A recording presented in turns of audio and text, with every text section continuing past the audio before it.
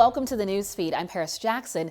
A Cascade PBS original documentary that garnered inclusion this past spring in the Seattle International Film Festival is gearing up for its broadcast debut.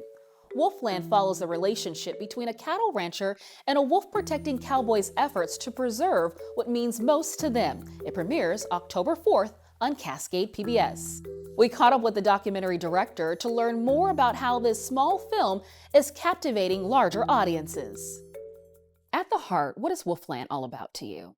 Wolfland is about Daniel Curry, who is a wolf advocate and wolf-protecting cowboy, as he refers to himself, who's working with a fourth-generation rancher, Jerry Francis.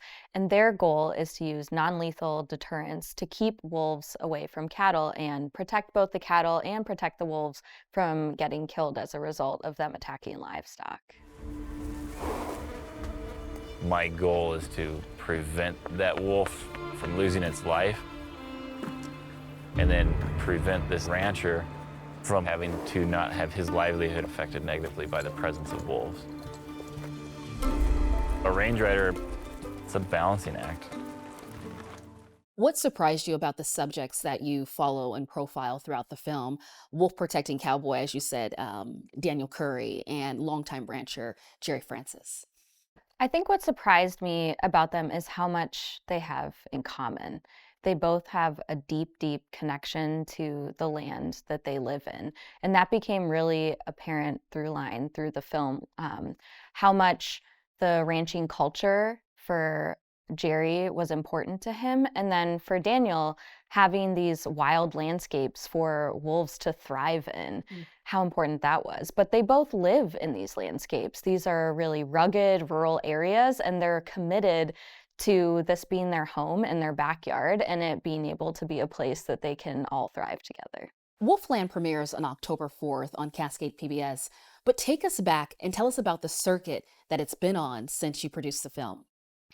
Wolfland premiered here in Seattle at the Seattle International Film Festival. We're also going to continue to show the film at some other Pacific Northwest festivals, including the Bend Film Festival in Bend, Oregon, the Tacoma Film Festival, and also the Friday Harbor Film Festival on San Juan Island. Since the documentary, do you think the film has helped shine a light on the dichotomy between wolves and cattle? I think our main goal was to really take this black and white issue and break it down and show solutions. This is a really divisive issue where people typically take one side. They're either pro-wolf or anti-wolf, pro-ranching or anti-ranching. And our goal was to really show that there are ways that if people can talk to each other, listen to each other, and look for solutions together on issues that are, breaking down in communication, that it could really create change. And I hope that's also a message that can be taken into other issues that we're dealing with that are divisive in this time right now.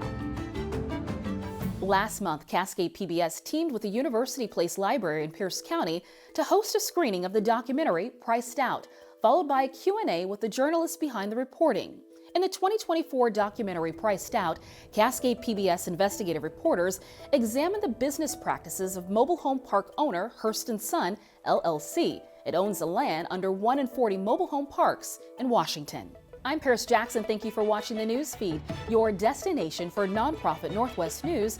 Go to cascadepbs.org for more great local coverage.